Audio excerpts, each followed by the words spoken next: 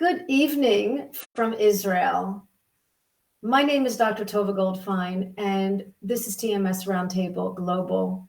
We are live tonight, Monday night, April 3rd, and normally for 3 years, Rose and I have been streaming live from her home in Australia and my home in Israel. And now we're together. We are together because Rose is so brave and courageous. It took a 20-something hour flight to come see me. 24 in the Holy Land. She loves Israel. She's been here before, and Israel loves Rose. So we decided to keep things as usual and go live on Monday, a little earlier than usual, and meet with Cynthia Austin. And so Rose Hoy is next to me. I just want to say a few words. Rose Hoy is an amazing ISTDP therapist, a midwife, a nurse for many years, a brilliant psychotherapist doing amazing Thank you for work. The compliment. And I am and she's a brilliant chiropractor and rehabilitation specialist. But my love and my passion is helping people in chronic pain and helping them with autoimmune symptoms. And Rose and I have discovered how well we help people together and how we're able to assist people on their journey. And it's turned into a beautiful, beautiful partnership and a friendship. And many people are benefiting from our work. Thank you for listening. So Rose, go ahead and introduce Cynthia. I will indeed. Now, ladies and gentlemen, Cynthia Austin is a pain coach with an amazing story. But firstly, she's actually going to help you reflect on how you can be healed. So listen in and take great note, because she's got quite a few really poignant suggestions. I wouldn't say suggestions. I'd say it's more of recognize these things and see them in your life and then go for it. Don't just talk about it or don't just muse on it. Go and do it. Cynthia, thank you so much for joining us. I'll hand over to you and away you go. Okay, well, thank you for having me here today or tonight, wherever people are watching from. And I'm so excited that you guys are together. This makes it so much more fun. So in a nutshell, I have a program, and it's the pain recovery program, the My Pain Coach Pain Recovery Program. It involves coaching and goal setting. But what you have to do, what I believe, and the basis of my program is, there's 4 pieces to this puzzle, to this formula that you need to create. The first piece is the pain neuroscience education. If you do not understand how pain is produced in your body, you cannot begin to make changes. So I do some deep dives, and then we learn about predictive coding. We learn about how that wires the pain fear cycle even faster, very unconsciously, and it becomes a very big experience, not just a pain event. So what we do there is the pain neuroscience allows you to be able to see solutions to the pain problems. The last 3 pieces of it I do in different modules. The second module is you have to restore balance with yourself. You've got to start there. After you've got the PNE piece, then you start looking inward and do some self-reflection. The only way behavior change happens is through self-awareness. So we restore balance with self. I talk about things like our basic needs, like safety, satisfaction, and connection. When those basic needs are not being met, it will set off the danger alarm system, even if it's not a real tiger chasing you. The paper tiger set off the alarms. So we need to start learning how to find our safety, how to find our satisfaction, and how to find our connection. We have to learn how to undo the unhelpful thoughts, which a lot of them, Howard Schubiner has developed the 5 F's, where you don't focus on it, you're not trying to fix it, you're not frustrated by it, you're not fighting the pain. All of those F's, you've got to work through each one of those to try and lessen the power that this pain has. We have to look at your inner motivation, and the coaching helps with inner motivation. I'm not telling somebody this is X, Y, and Z. The coaching helps them pull out their own ideas. The biggest thing that I think in this this module that is the hardest thing for people to work with is self-compassion. Most of the people have the characteristics that I work with, that they have very low self-compassion, and they do have this really strong belief that it's selfish to have self-compassion. So we have to work within there and help them to understand that it's not selfish to have and meet your basic needs. So then the second module after that would be, we need to learn to regulate our emotions so that we can regulate the thoughts and behaviors. These emotions play out our behaviors. So again, this is all about self-awareness and self-reflection. So we have to take micro steps, look at the big picture, and begin to do repetition things to begin to retrain the brain. This is not, you're going to get the information and just suddenly you're going to be out of pain. You're going to get the information, the pain neuroscience, but then there's actions that have to be taken to undo the pain. So we work within that. We learn about the stress and the pain response being the exact same thing.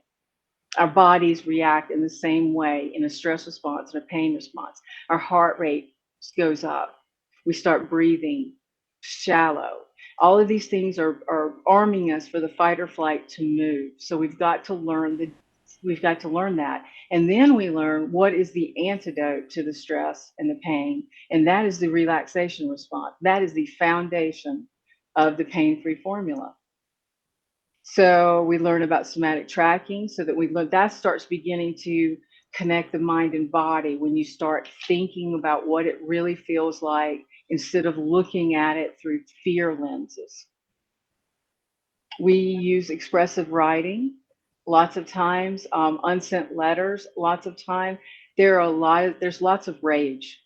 There's lots of anger. There's lots of frustration involved in this that needs to come out. It is being stored in the body and it is coming out through the danger alarm system. And if we don't get these emotions up and out, they stay stored in the body, and that's what we are feeling. We are feeling our emotions after a while. The last module, of course, is once we've got all of this for ourselves and we have a better foundation. This is when we can learn to relate skillfully with others through relationships. This involves things like bringing in fun. Fun actually will lower the danger alarm system. So going and doing something that's fun that distracts you will change your pain experience. When you do this on a repetitive motion. You also have to plan for recycling. And I use the word recycling because there's going to be days when you do really good, you're great, and then there's going to be some days where things don't go so well. I call that recycling. Through the stages of change, you're going to move back and forth, and you need to be prepared for that and what you do through those times. So we work on that, and we work on boundaries, that's another characteristic that I've found is most people, they have extremely hard times telling people no, even when it is against their own self-care or their own self-preservation. And then lastly, we try to take the whole program and we look at it stand back and look at it from a big lens, and we put it all together. This is the pain-free formula that you need to create. It sounds very simple, but it's hard work.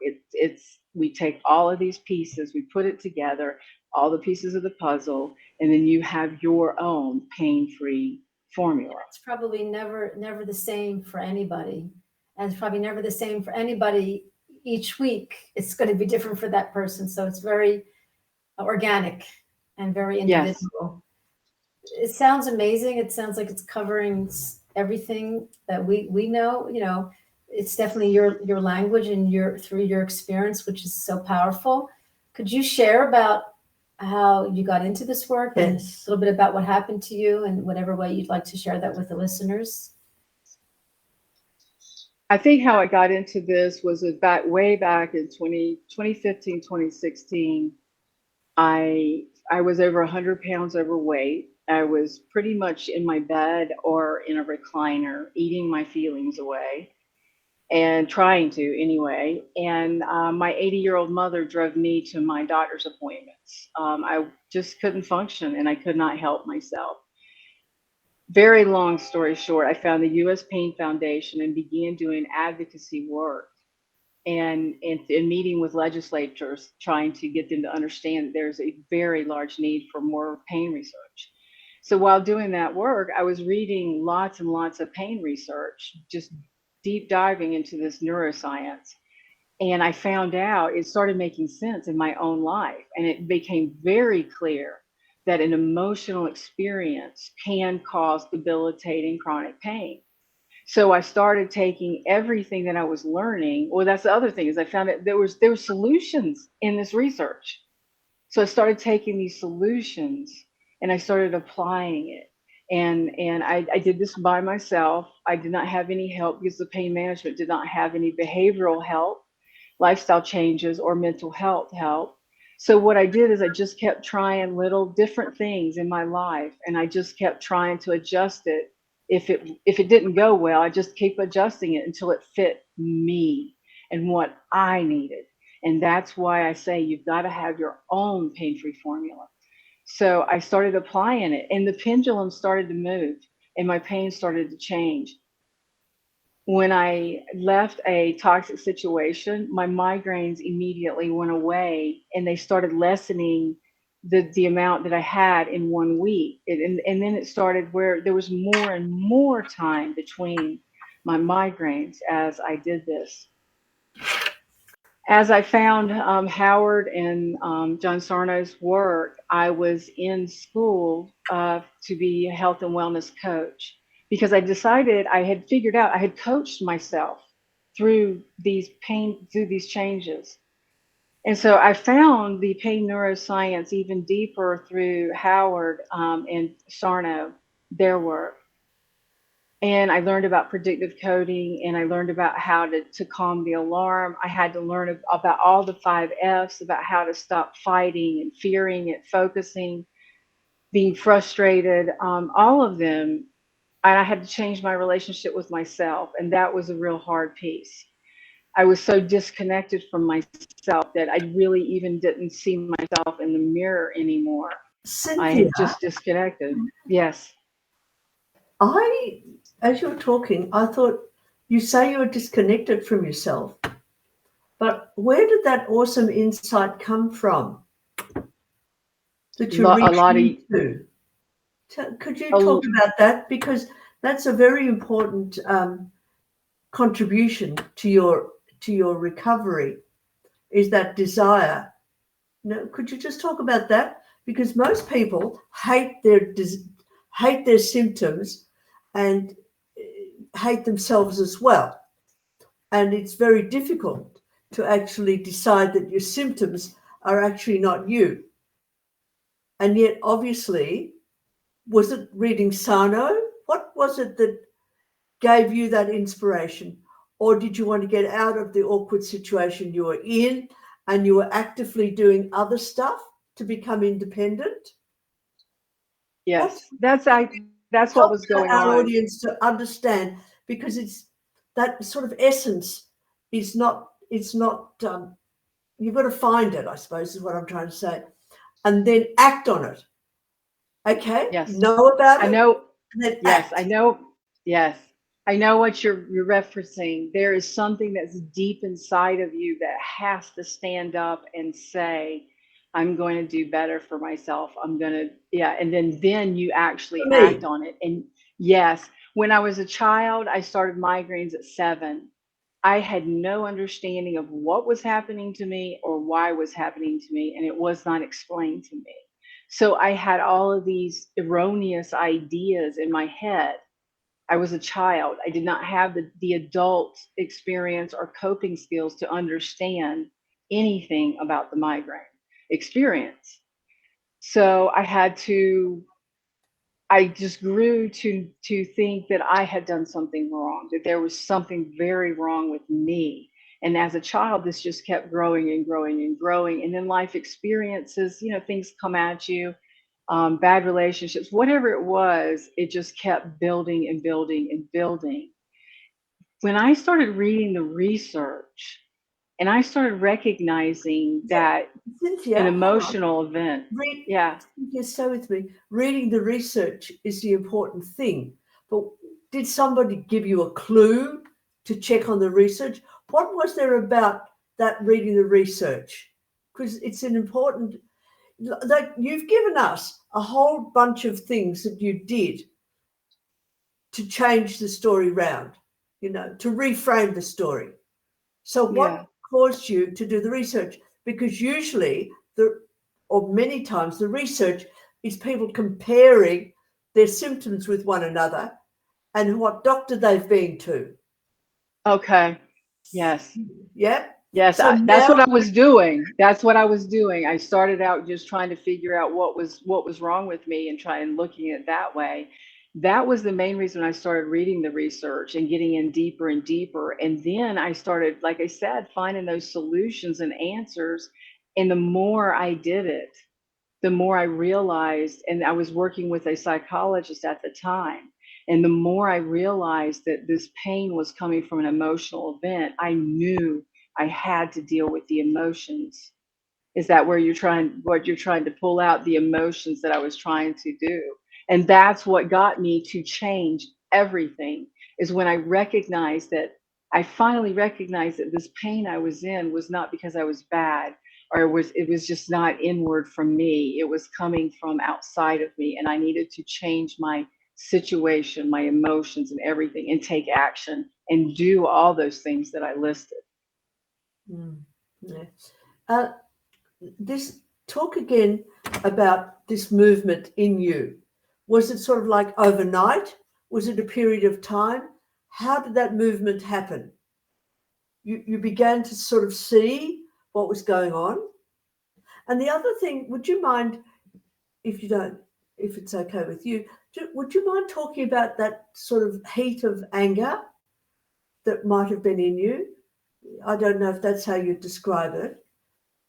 Mm-hmm. Maybe you might describe it as unfairness, or you might describe it like use another cover word for the angry feeling that is in you. Can you sort of, so that our audience will actually get that fiery feeling in their bellies and want to do something about it?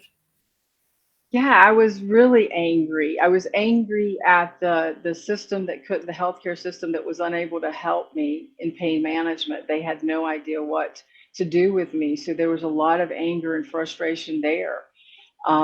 There was a lot of unfairness in the way that I thought. Now that I know what I know, it feels very unfair that it wasn't, this information was not given to me, and that I had to seek it out. So when I started reading it, it just kept propelling me deeper and deeper and deeper into it. And I realized I had to do something for myself, and then I had to do something for other people. So the hatred and the fear and the anger and the frustration, that took a lot of time. That had to go through a lot of different stages of emotion. That goes right into that recycling of stages, not only stages of change, but stages of emotions. I had to go through a lot of almost a grief, if you will, like the grief process of Absolutely. Not just almost, it is a grief process because you've been putting yourself last for a long time or feeling guilty when you put yourself first. yes. So that's an awful lot of grief, isn't it? When we peel layers of an onion, or like Joe Dispenza's book is called, I think it's called like Losing Yourself to Find Yourself. Like we do have to evolve. And, Rose told me something that we're not changing you when we do therapy. We're assisting you to know yourself better. So that in that way, it's a change. And yet, so we don't change your characteristics, but we do have you own up to it, be aware of it. And like the pendulum swings from, like somebody who's loving and compassion can also have a big ego. It's the same characteristics. It's the same, it's just, they're just distorted. Their loving compassion is distorted because they're a loving father or a loving husband, but they're this egotist at work, and it's causing them a lot of stress because of their control. So it's just the same, it's the same character. So what you're saying is like this like you had to lose yourself to find yourself. How would you say it? Oh, absolutely. I had no idea who I Lose your was. old self. Yeah. Yeah. To jump into Yeah. Yeah. Absolutely. I'd like, Cynthia, to just for a moment remind our audience that what you've just described is what self-compassion is. Because people think that getting their nails done or a massage is self-compassion. But self-compassion is actually looking at that human existence in ourselves and seeing that loving kindness that is the person. Because there's no person that doesn't have a sense of wanting to be loving and kind. It's in our nature as well. So it's all clouded. So I just wanted to sort of comment that it's such a lovely way you described it. But I just want to add another layer to it and say that is what that sense of compassion is, that your research, you're looking at your emotions, looking at the fact that you're not recognizing them, all of those things. That's what self-compassion is. So thank you for putting it that way. And I just love the way you put together your treatment plan, if you want to put it that way, and also how you actually learned yourself to put this together. So thank you for that. Yeah. Oh, thank you. Thank you. My sincere goal, I just want to help people find their way out. We don't have to suffer. We just don't have to suffer. Exactly. Yeah. So can you share, even Schubiner, one of his statistics is only, I think 60% of the people he works with really are able to get out and walk through on their journey, and the other 40% stay in their struggle. Was that the statistic? I think so. Something like that. So, Rose and I occasionally want to talk about, what about the 40%? And the fact is, let's just make it clear that it's never somebody gets cured. It's a journey. It's a process. And so it's not like I'm better. And this is the problem with a lot of people. I want the pain to go away first, and then I'll do the work. I want the pain to go away first, then I'll journal. When I can get a sign that the pain is going away, then I'll be self-compassionate. And it's such a counterintuitive way, because you think, of course, I want the pain to go away, and then I can relax. But no, you have to relax first, and then the pain will go away. So, I lost my train of thought, but the 40% of people, 40% of people that are really, really, not the book cures, the people that are, really deeper. And Rose will probably say, well, they just have more trauma. They got to work through. They got to peel. They got to scaffold more. They're more disconnected. What is your theory about the people that are having a a different kind of journey, not a journey that's going, it's progressing in the way that you want it, or people that maybe you can help, like talk about a little bit about them, so people can have hope that there is hope for everybody, anybody, all the time. Oh, there definitely is hope for anybody and everybody. I tell my people, there's issues, but you are not so broken that we cannot fix things. And the big thing about that is they've got to find the self-compassion. But anybody can be helped to some degree, even if we're dealing with a structural or a tissue damage, something like that. We can still lower a pain interference in our lives. We can still be happy. But I wanted to say something to what you were saying about how they want to get out of pain and then they'll do the work. I tell my people, if you don't do the work, you will never get out of pain. And you must do it with repetition and micro steps. Repetition, repetition, repetition. You have to do it when you don't want to. You have to do it when you don't feel like it. That is the only way. It's some days you just got to get up and keep going. That's the piece that the 40% has some difficulty grabbing, that power there. So when I'm starting to work with somebody and I start recognizing that they are in that zone, then we try to bring in some mental health therapy at the same time with the coaching, like what you guys do. To bring that in to help with the bigger deficits, coping deficits that the client has.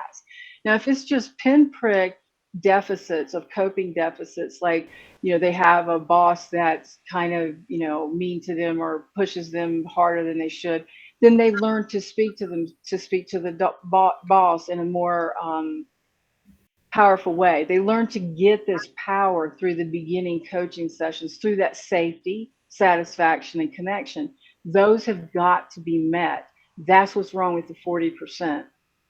They're not, that those three things have not been met inside that person. They do not have what it takes to reach out and grab wellness goals. Well, I think they don't believe they have what it takes. But Right. how do you have someone believe in themselves and believe that they're not a victim? Like this is sometimes a challenge for a therapist. How do you continue to keep people reflecting? Rose, help me here. Like people to know, because and I this is not a nice thing to say, but this is the truth. Some people, who would you be without your pain? Who would you be without? It's an identity. Trauma? So it's become their identity. Yeah.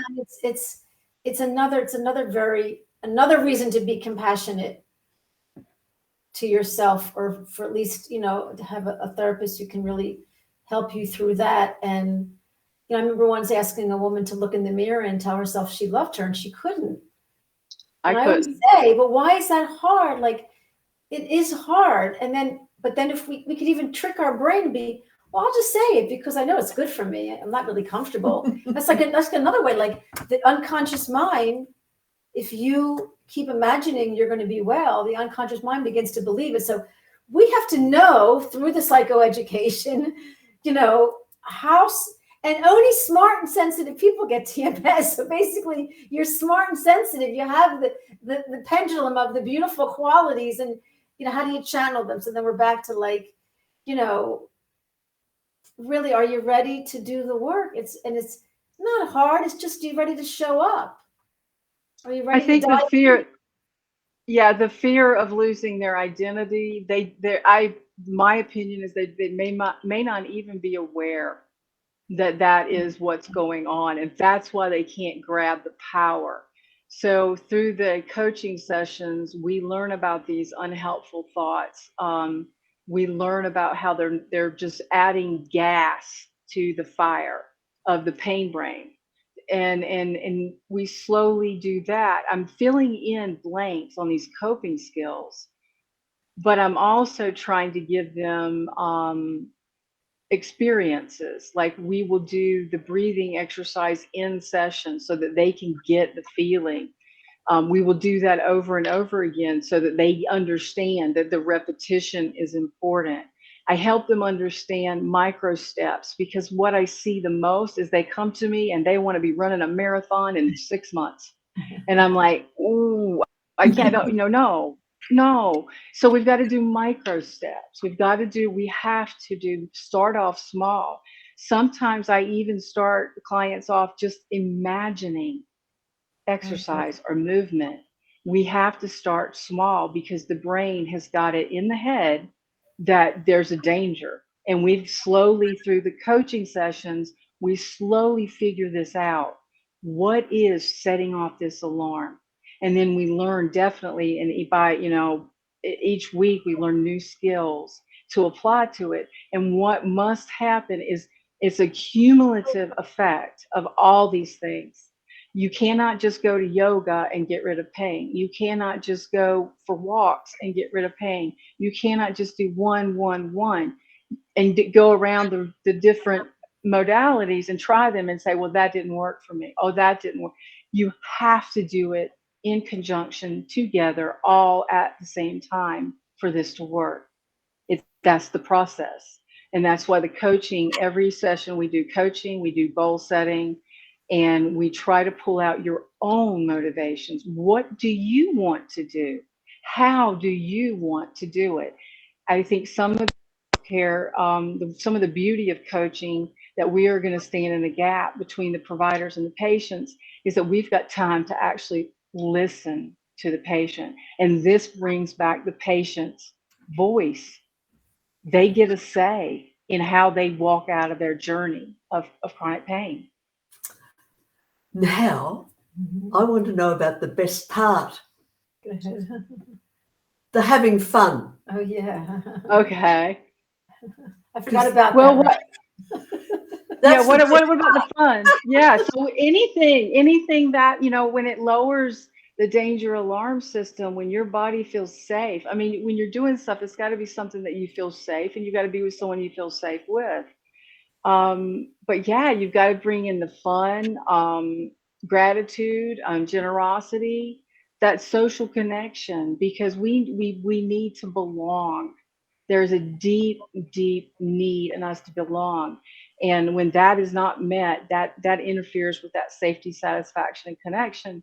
So when we bring out the social aspect and get out there and try to bring in the fun, no matter how you're feeling, try to bring in the fun. It changes things inside. It changes physiologically things in your body, biologically. It's changing your brain when we start, but you must believe it. That's the thing that I tell my people all the time. You cannot lie to yourself.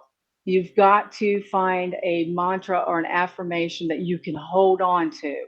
It may be tough. Like, I may not be able to run that marathon yet, but I'm working towards it every single day. And that's it. Like you said earlier, healing is a lifelong journey. This will not be an overnight thing. It's a lifelong journey that you continually are recycling through the stages of change. Well, it reminds me of, there was my thought. Anyway. She's exhausted today Yeah, from having to. No, I'm tired. No. It's You okay. ladies have a lot. I was so nervous about picking up Rose that I didn't drink coffee like all morning, because I was drinking tea. Like, and who drinks tea in the morning? I drink it at night before bed, but I didn't drink. I was just nervous and wanted everything to work out okay. When you hang out with Rose, everything always turns out okay, because you get to process everything. Everything is just, it's just such a therapeutic process. It's all okay. Be anxious. It's all right. No, Rose is just this very Rose. It's all fun anyway. Yeah. No, that's what it. Thank you. Yes, we're having fun. The fun thing is, it's a big part of Dr. Hanscom's program, and he's smart. He's very smart. It's a little bit like have fun, but it's like it's not only distracting you in a positive way. It's self-compassion. But it's giving you endorphins. It's giving you endorphins. It's allowing you to, because sensitive, smart people get TMS, and we take ourselves so serious. It's like, our thoughts are like, and a lion is coming, the sky is falling. We're a bit all OCD in a way, because we like control. We've lost control. We have pain. We've lost control, and we think we just have to get the control back by doing the opposite. But it's really by accepting and embracing and recognizing and all those amazing words about how we be with our feelings. Yeah. Could I just add a little bit about fun? Yes. Because ordinary, everyday, mundane things can be fun if it's coming from that wellspring from your heart. Yeah. So even any little bit of fun. That's what I meant. Anything that brings you simple joy. And sometimes that can be as simple as going outside and just sitting. And if the weather's, too cold or whatever, you can look out the window, but then you can start seeing outside of yourself when you start looking outside in nature. But nature is very calming. And like you said, it starts doing all those great things, and it moves you out of the fight or flight over to the rest and digest, where your body can feel safe and enjoy something. Yeah. Only if you can only do 1 minute of it, 2 minutes of it, 3 minutes of it, just, yeah. Could I just also add, it just occurred to me that like when we get together with family and friends, for example, it can actually bring up anxiety in us. So often the fun can be not the family get together, but going out in nature, going somewhere near water, near movement, that sort of thing, because it's such an important thing to calm the vagal system. Just that smelling, seeing, touching, tasting. Yeah. So often people will want to ring someone up and go out together, but that's about often a relationship that may be flawed or uncomfortable or whatever. I just wanted to sort of add that bit in because I love the idea of having fun. And even no matter how bad your back is, you know, as soon as that headache goes, yes, find something enjoyable to do. I don't know, even knitting, sewing, craft. It's all somatic. It's all somatic. Yeah, anything that Yes. gets the body. And I was watching on my way over here about this guy clapping. And just clapping stops you from catastrophizing. Wow. Like it could be It like puts the wheel. It puts a stick in the wheel. It changes the narrative. It's something that stops you in your tracks. Yes, and I mean that's a great fun, idea. isn't it? And that might be easier. Those somatic ways, or the tapping, you know, or the brain energy work from Love Heals. But you know, if I want, it's not easy for people. If I say to somebody, you know, you have this deep sadness and this trauma that you went through, and I know it's hard to have the compassion, but do you realize that you were strong enough to like survive that? Do you realize how strong you are? And that, like I say that because look at it, it's so true. People who have overcome adversity, you know, then they're facing another mountain. They can't really feel that they've come so far and they're so strong. And so it's not like the talk therapy is working. So we need to do some somatic or neurological ways, or sometimes it's hypnotherapy because they're convinced by their thoughts, because like the neurons that are firing together, wiring together, they're convinced there's no other way out. There's like they do not see the possibilities. It's like this is their experience, and the experience creates the reality. And like Dispenza says, the reality creates your emotions and your thoughts, and then you're stuck. Yeah. And all you have to do is change that reality by changing your thoughts, your emotions, your like it's like people are very powerful who have TMS. They're very powerful people. Well, that's why they get TMS. Yes, exactly. Sorry about that. No, it's true. It's exactly the truth. Because it's that rigidity I think you're talking about. Yes. Yeah. Or control. How do you get clients to trust themselves and have that breakthrough that we know once they have that breakthrough, then they get a little bit of the light? I think a lot comes in that first few sessions. They slowly learn that they can trust me. They understand that I get it. I've been there. They start to slowly understand that they can't say anything that's going to surprise me at all about what they've experienced, or, you know, they start trusting me. And then we slowly, like I said, start talking about the safety, satisfaction, and connection. And we talk about their whole pain experience. And a lot of that, when we stand back and look at the total pain experience, they start having more of self-awareness. It's self-awareness that they have to start having. Something must clap in their lives to stop that will. Like for me, it was a photograph that someone took of me, and I saw what I looked like, and I realized I looked like I was just dead face, no emotions, and I was very unhealthy physically. That was the catalyst. So everybody has to have a catalyst of some sort. That's That's what I meant before when I was trying to say what Oh turned yeah. the same Oh story yeah. around. Yeah. Yeah. Yeah, it was a picture that was taken of me, and I hadn't seen a picture of myself in a really long time. And I was really shocked. And I was like, whoa, who have I become? Who is this person? Um, yeah, so I was going to go do the weight loss surgery. Ultimately, I didn't do it. And I lost the weight on my own through working with the psychologist and then through coaching myself through all of my goals. Yeah. You see, could I just remind our audience that what you did was you garnered your willpower to overcome the obstacles. Yeah? Your Yes, I grew the willpower. grit. Yeah. Because if you don't get to the will, I mean, one of the self-reflection is important, but before self-reflection comes in, you have to have the will to go there. Because as you say, it's hard work.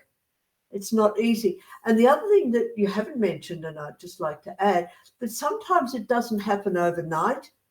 When you have all that formula, it doesn't happen straight away because, as Tovah said, it's a sort of a lifelong issue to remind yourself, to calm yourself, remind yourself to reflect. Yeah. So if you are unhappy, ladies and gentlemen, with not getting it done overnight, join the rest of the world.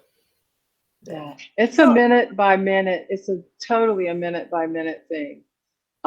Every moment we have to be mindful of what is in our environment and what's going on, and that's how you navigate pain. Well, it's if we could all have the education. I mean, Rose and I are lucky to be educated, and so are you, and we are educating our patients. But it's not easy to understand that your pain process is a reflection of your life. It's a reflection of your thoughts, your anxiety. Pain is reflecting in your body because of some deep anxiety. Pain is being processed in the same part of your brain as the rest of your emotions. So if you can see that pain is not this thing that's like attacking you, oh, this is part of my process, as opposed to, well, I had a herniated disc and I'm not better. Like people aren't educated to know, well, the chronic pain of the herniated disc is your life today. So integrating it and growing and learning and understanding is the process, not getting rid of your pain. Because again, okay, can I? Yeah, please. Yes. What is what you're trying to say? That focusing on the pain, which is the smoke, Right. That's instead of focusing on Yes. the fire. Yes. Is that what you're trying to say? Good. I like that. Perfect.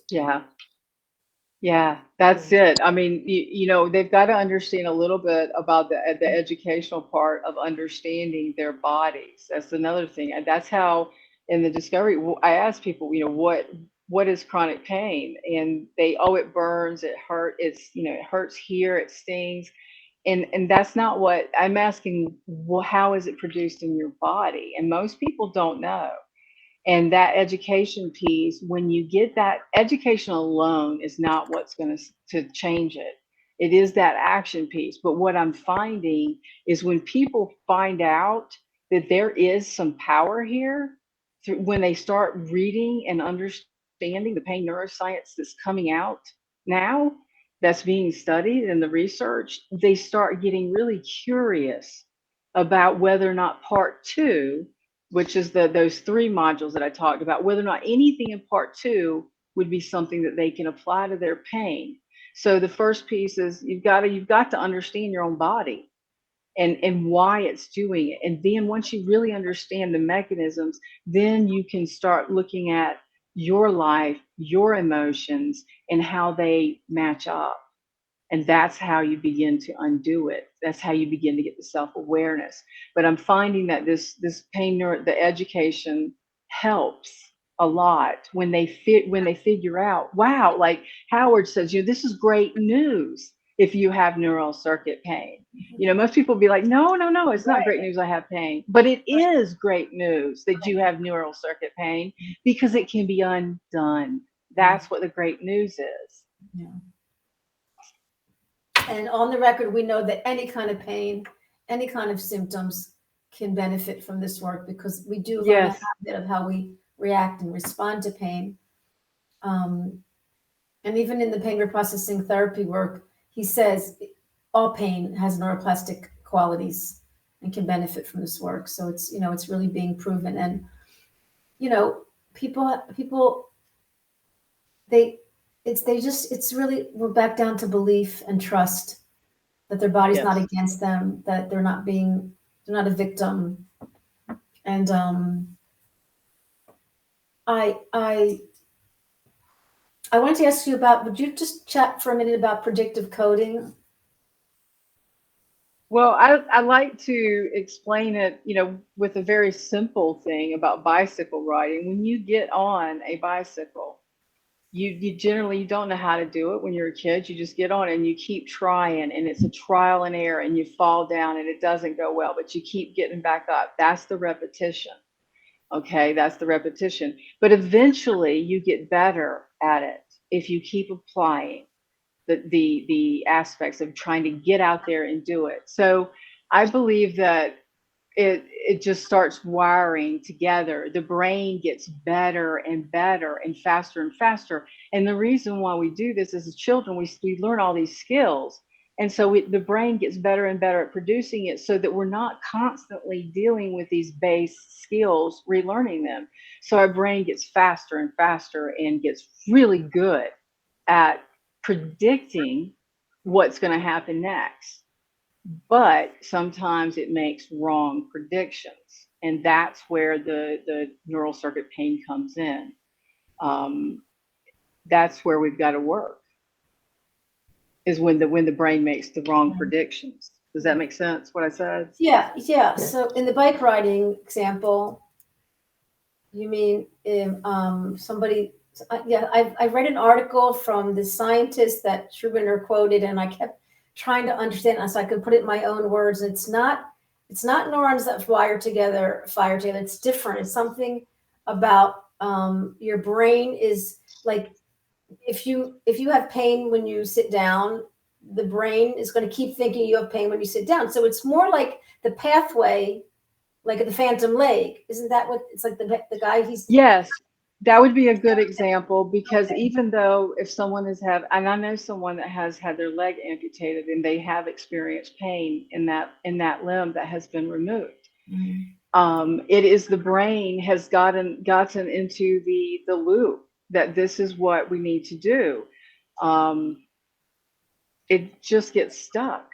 And like you said, we can break it by neuroplasticity or right. And the other way that Schubner, I'll see if I can get this one out, is that to look at it as the brain as a child that's scared of a monster under the bed, and the monster is pain. And we have to teach them that there is no monster under the bed. So in other words, there's no need to fear the pain, so that they can keep moving, do the movement. There's no need to fear the pain, but we have to be very clear about that this pain can be changed. Does that make any sense? I don't think I explained it the way he did. I wish I had that in front of me. It's okay. This is a dress rehearsal. Don't worry. Oh yeah. No, so he does. He explains it so well, and he's so elegant, and I love his analogies and the way he explains it.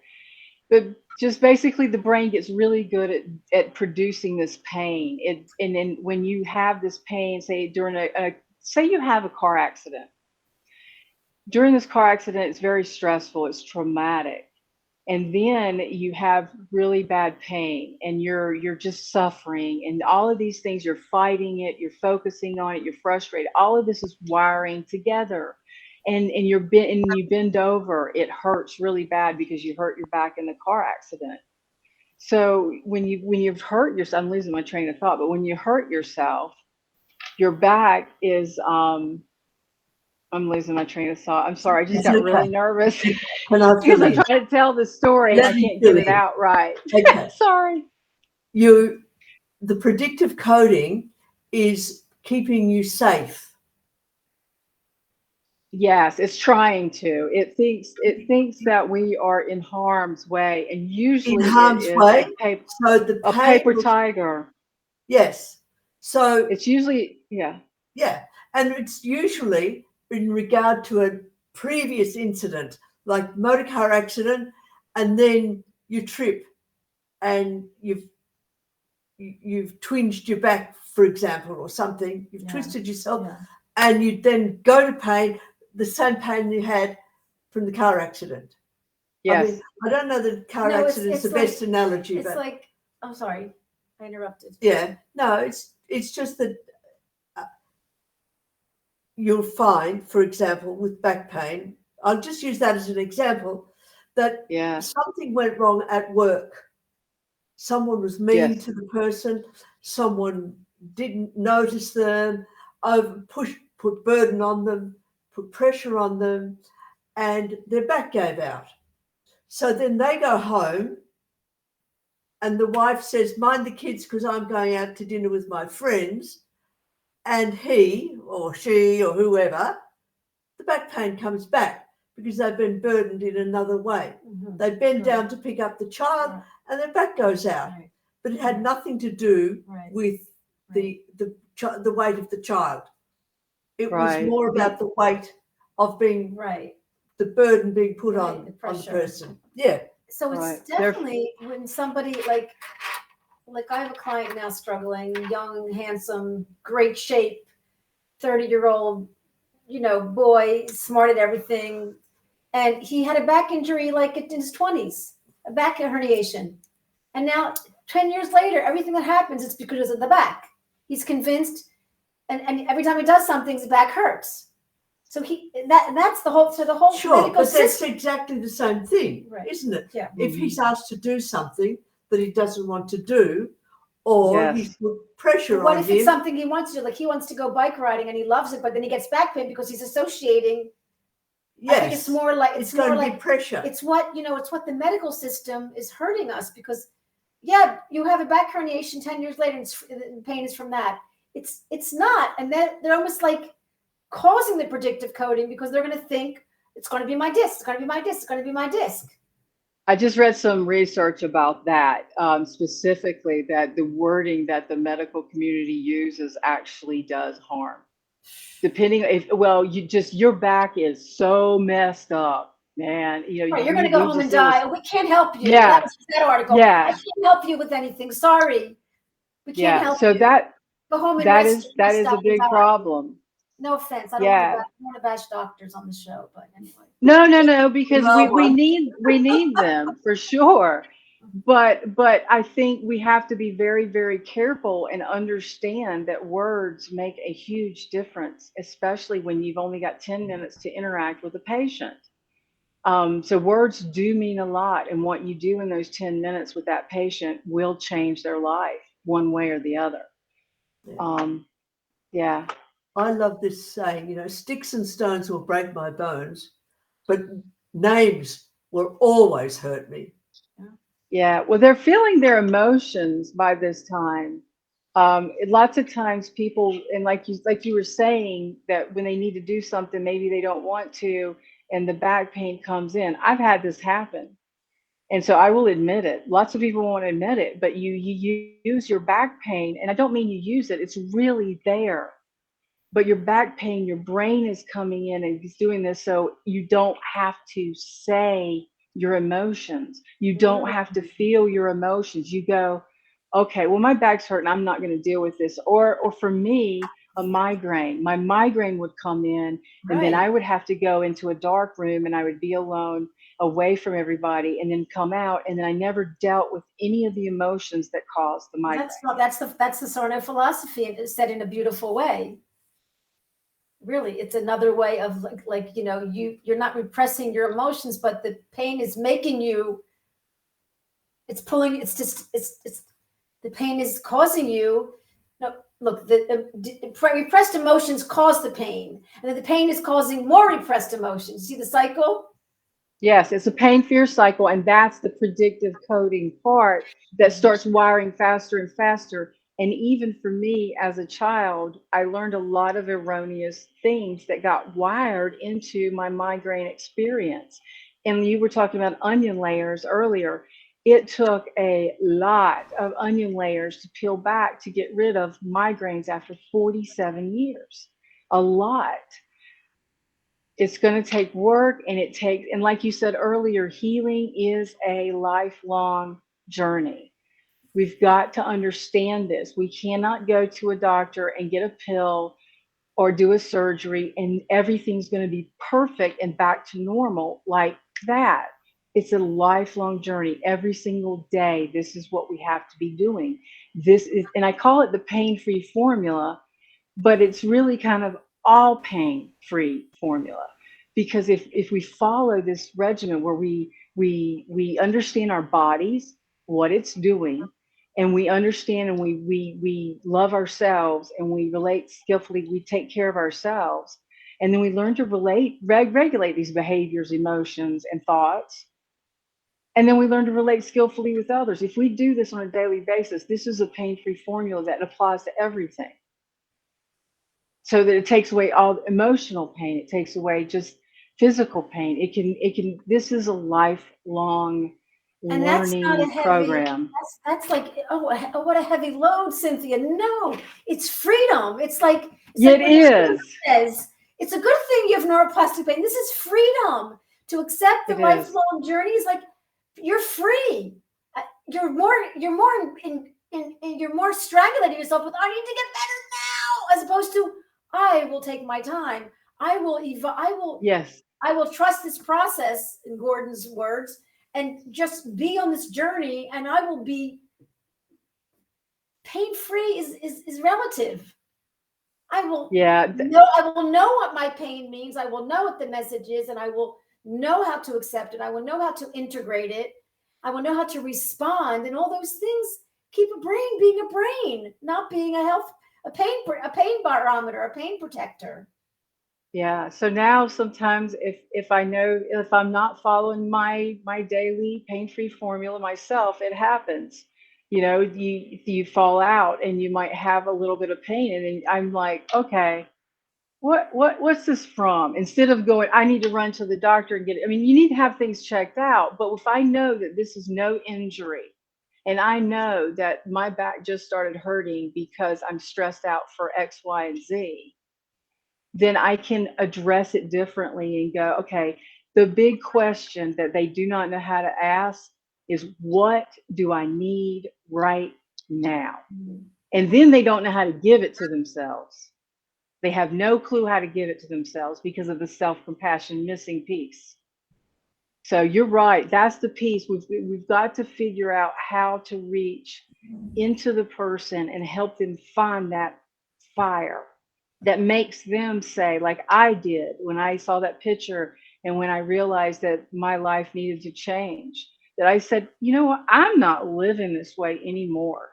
I'm changing this.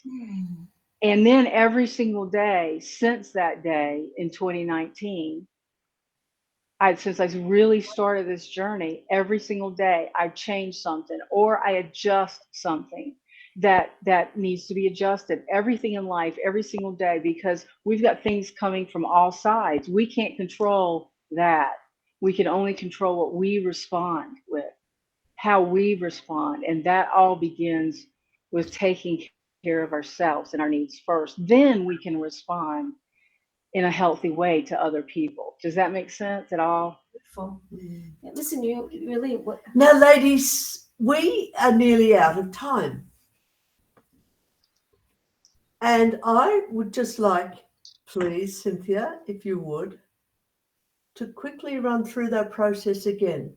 So we've talked about the process, we've talked about your experience, we've talked in general about the idea of pain. But in a way, what we need to do is go back to the fact that this pain is the smoke. But the problem is the fire. And the more time we spend on the smoke, the less chance we have of putting out the fire. So could you please just, if you don't mind, just run through that little process that you did before so that our audience has got something to grasp, to grab, to stay with. Yes, thank you for letting me do that again.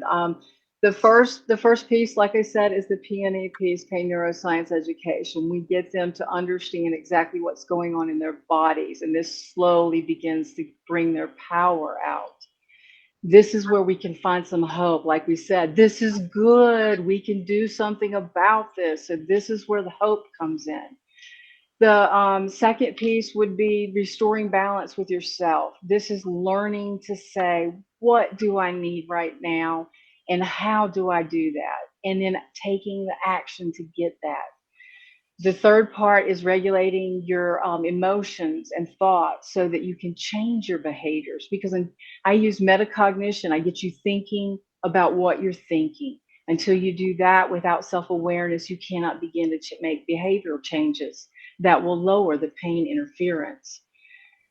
The last piece is learning to relate skillfully with others. So we've got to relate skillfully with ourselves.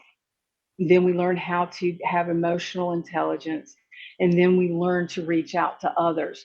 Once we feel healthy and we are responding in a healthy manner, it will change our relationships too. That's basically the plan, the whole My Pain Coach recovery plan in a nutshell. Yeah. You know, Cynthia, I often think the formula is so simple, but it's just the doing of it, isn't it? Yeah. And that's where the will comes in, the will to be there. And I love the example you gave of looking at the photo and not recognizing yourself, or recognizing that you were hidden behind what you were seeing. So Beautiful. yeah. So Beautiful. Thank you. Cynthia. You And Thank you. being here with Tovah tonight. Yeah.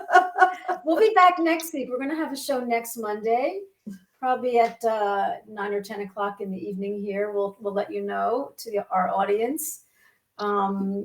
There's a bunch of people watching, but not anyone asking questions. But if you have questions for Cynthia, her information is on. We'll put it on the Facebook. You have a Facebook page. You have a website. Yes, Facebook. And you can always reach any of our guests through us. You can always ask questions on the YouTube. This will be up on YouTube tomorrow, the next day.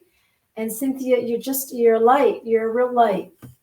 Thank you're a light you. to this You guys world. are great. Healer. And best of luck in healing yourself and practicing what you preach. And I always say we'll meet again. Yes, we will, for sure. But thank you, ladies, for having me. It was really, really lovely. Thank you. God bless. Have a wonderful day. You. Good night, everybody. Bye.